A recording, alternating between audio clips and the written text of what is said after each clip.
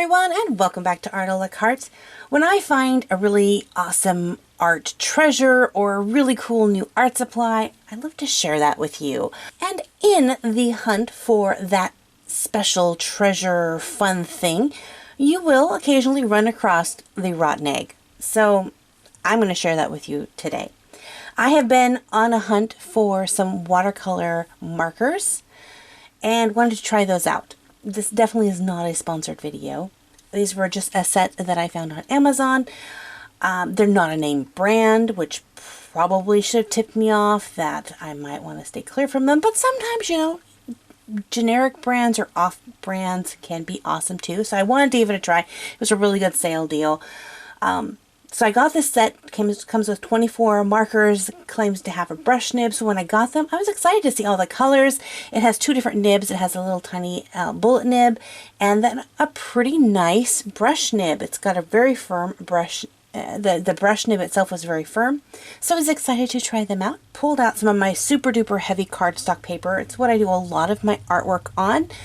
And started playing around with the brushes. And the first couple strokes, just testing out the brush nib, I will tell you, the brush nib was really good. I got a really nice, versatile color.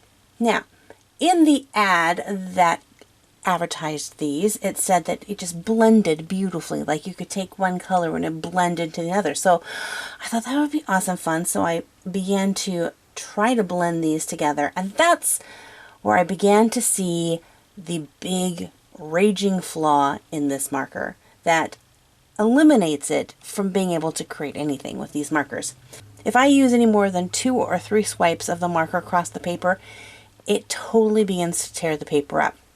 I'm using 100 weight cardstock right now. This paper, I've done a lot of Copic work. I do color pencils. I've even done watercolor on this paper. It holds up beautifully.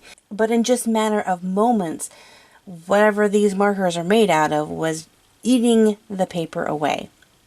But I thought, hey, I could work past that. If I can get it to blend with just a few strokes, it won't matter.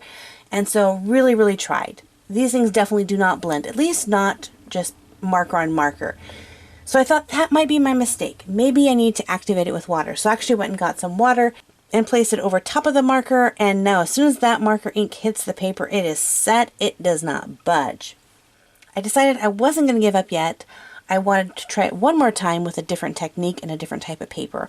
When I do these videos, even if it's a low quality art supply, I really want to try my best to create something that looks nice. Because I feel even if you don't have the most expensive art supplies, you can still create amazing artwork.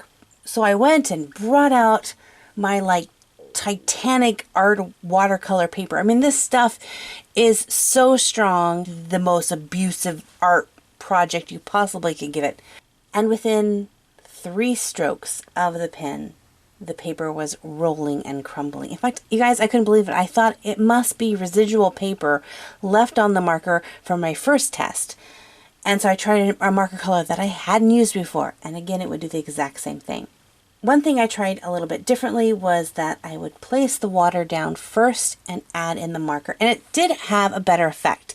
The marker ink would flow into wherever the water was. And as long as I didn't scrub the marker on the paper stayed perfect. It didn't get all messed up. But what I would find is on a majority of the colors, unless it was super pigmented, with just a few seconds of being in the water, it would drain all the ink out of the tip, and I would have to wait for the ink to be replaced back into it. So I could get the effect I wanted. I got it to blend with the water being in there, but it was such a pain. I thought, why would anyone want to do this? Why wouldn't you just do this with regular watercolors and an actual paintbrush? And the only thing I can think of is that maybe the fine tip point would be easier for people. I mean, you could get a really nice fine line with that brush nib, but if you get the right kind of paintbrush, you can get the same effect with so much less hassle.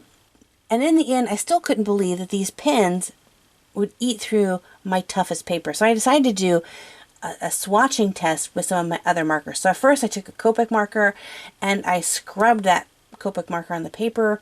And then I took one of the watercolor brush markers and again, just a few swatches and she was done for.